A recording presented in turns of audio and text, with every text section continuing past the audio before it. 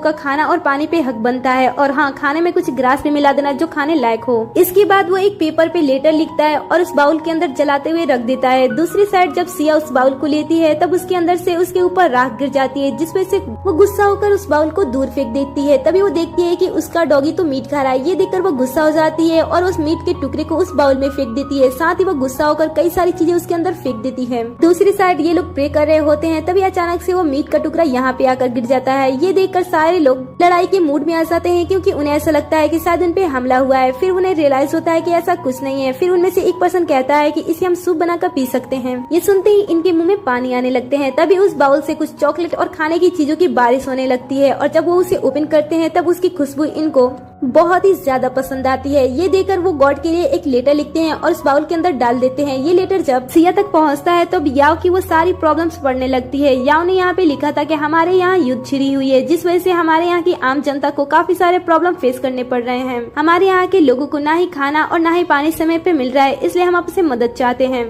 सिया जब इस लेटर को पढ़ती है तब उसे ऐसा लगता है कि शायद उसके डॉगी ने इसे कहीं से लाया होगा, पर फिर वो एक पल के लिए विश्वास करती है और अपने स्टोर रूम में चली जाती है, जहाँ पे इसके पेरेंट्स ने इसके लिए काफी सारी चीजें खाने के लिए रखी हुई थी, जो कि कुछ ही दिन में एक्सपायर होने वाली थी। ये सोचते हुए वो सारी चीजों को उस बाउल के अंदर डालने लगती है, जो कि टेलीपोर्ट होने के बाद इस समय में पहुंच जाती है। यहाँ पे जब ये सारे लोग इस चीजों को देखते हैं तब वो बहुत ही ज्यादा खुश हो जाते हैं, क्योंकि उन्होंने आज से पहले इतना फ्रेश चीज कभी नहीं देखा था और न ही ऐसी वेरायटी देखी थी। ये देखकर ये लोग बहुत ही ज्यादा खुश हो जाते हैं, और तभी सेनापति कहता है कि इतने राशन से हमारा कुछ नहीं हो सकता है, क्या हमें गॉड से और कुछ मांगना चाहिए। ये सुनकर याओ गुस्सा हो जाता है और कहता है कि तुम अपनी लालच पे कंट्रोल रखो, इस तरीके से हमें लालची होकर इतना सारा नहीं मांगना चाहिए। इतना कहने के बाद वो अपने लोगों से कहता है कि गॉड हमारी बहुत ही ज्यादा हेल्प कर रहे हैं, इसलिए हमें भी उनका शुक्रिया अदा करना चाहिए। इतना कहने के बाद उनके पास जितने भी गोल्ड की चीजें होते हैं उनमें से एक एक करके वो बाउल के अंदर डालने लगते हैं। इधर सिया उस बाउल के अंदर सामान डाल डाल के थक गई थी, इसलिए वो रेस्ट करने के लिए जैसे अपने घर में बैठती है, उसके घर में कुछ लोग आ जाते हैं। उन्हें देखकर वह कहती है कि पहले ही आप लोग मेरे डैड की कंपनी को ले चुकी हो और अब यहाँ पे क्या लेने के लिए आए हो।